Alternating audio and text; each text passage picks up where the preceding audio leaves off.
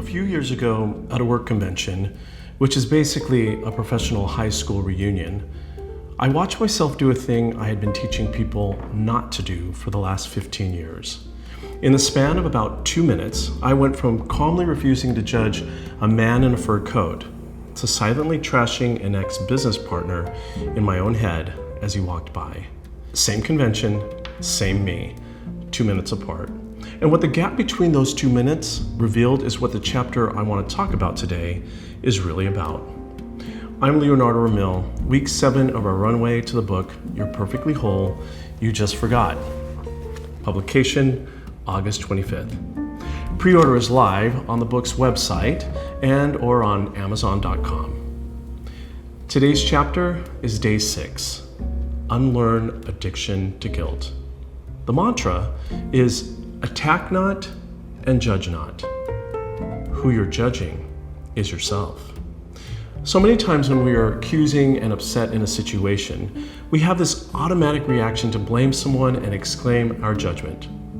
The reality is, if we just pause to look at the situation from the lens of responsibility, we would realize the person we are truly disappointed with is ourselves. Noticing yourself defending is the deep dive of this chapter. Back to the convention. My longtime colleague, Diane, walks up to me and points subtly across the room at an associate of ours who is having the time of his life in a fur coat, black leather pants, and Elton John-style heart-shaped sunglasses in the middle of summer, indoors.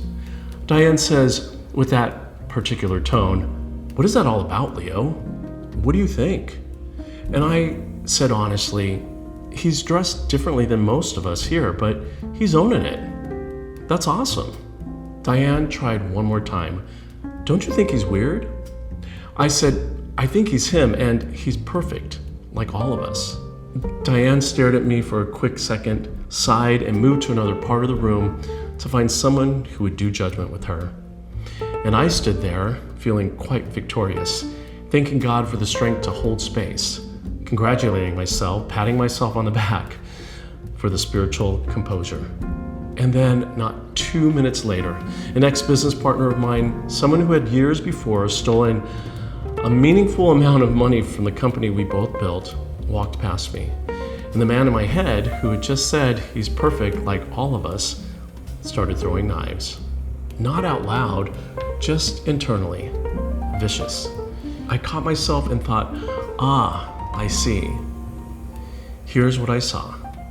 The judgment Diane was projecting onto the man in the fur coat was not different in kind from the judgment I was throwing at my ex-partner. It was the same move. The only thing different was that I thought mine was more justified. That's always what guilt feels like from the inside, justified. My judgment is based on real things. They really did the thing. They really hurt me. They really are so wrong. And maybe all of that is true at the level of behavior, but the book points at something underneath the behavior, which is this. I'm not judging them to get justice. I'm judging them to feel innocent. If I can keep them guilty, I get to be innocent. If I can keep them wrong, I get to be right. If I can keep them the problem, I get to not look at my own forgetting. That's the addiction, not the anger. The arithmetic, guilt is a math I do to keep my ego's balance sheet absolutely clean. And here's the twist the chapter lands on, and it's the hardest sentence in the whole book for me. The person I'm making guilty is at a level I do not fully understand myself. Because when I decide that another human being's wholeness can be reduced by their behavior, that means I believe mine can be too. I've just signed the contract in their name. Which is why the chapter's mantra, attack not and judge not others, who you are judging is yourself, is something to really just pause and think through. The way out of addiction to guilt is not to think harder about why the person doesn't deserve it.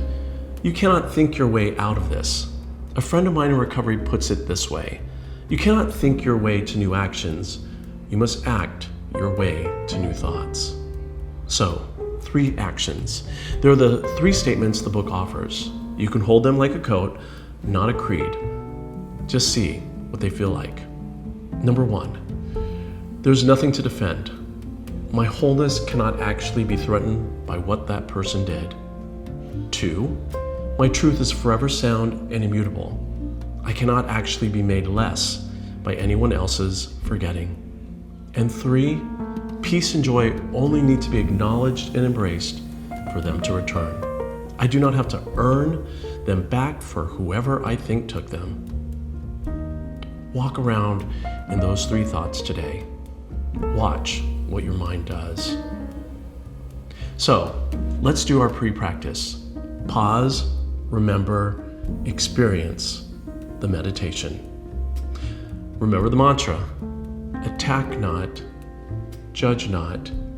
Who you are judging is yourself. So if you would, close your eyes. Take a deep breath in through your stomach, lungs, back of the neck, all the way up to the top of your scalp. Hold for 6. Slowly release. Now pause. If a name, face, person came to mind during this video, the one you quietly pronounce guilty, let them go. Stop your judgment. Pause to the truth within you. Breathe in, breathe out. Now, remember, in your stillness, remember your wholeness and all that you are forever. And recite the day's mantra. Attack not and judge not others. Who I am judging is myself. Once more. Attack not and judge not others. Who I am judging is myself. Ask the Spirit to reveal how you have judged others to hide the true guilt, which was you. Replace fear with love. No force.